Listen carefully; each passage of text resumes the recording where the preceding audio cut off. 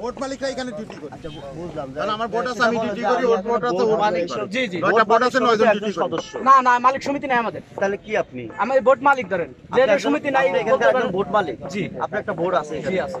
আচ্ছা, মোহাম্মদ আশরাফ আলী। জি, আমার নাম আশরাফ আলী। আচ্ছা আশরাফ আলী, এখন বলেন, আমি আপনাকে স্পিড বোটে ভাড়া আপনি নির্ধারণ করছেন 120 টাকা, টিকিটের গায়ে লেখা আছে।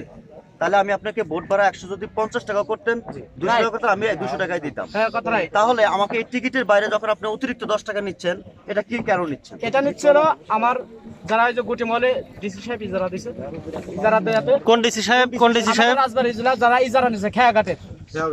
আপনি কোন ডিসি সাহেবের কোন নাম বলেন? আমি বলতে পারবো না কারা ইজারা দিছে, কিন্তু ডিসি আন্ডারে নিছে না, বলে ডিসি আন্ডারে। এটা কি রাজবাড়ী ডিসি অফিস? 100%। আচ্ছা, রাজবাড়ী সে ডিসি চলে গেছে। আপনার নাম কি? আমার নাম আশরাফ আলী। আশরাফ আলী। আপনি কি করেন? আমার কাছে 8 টাকা টোল নিচ্ছে খেয়ালারা, খেয়াঘাটালারা। আপনি কি করেন? আপনি কি করেন? আমি এই ঘাটের স্পিড বোটের মালিক।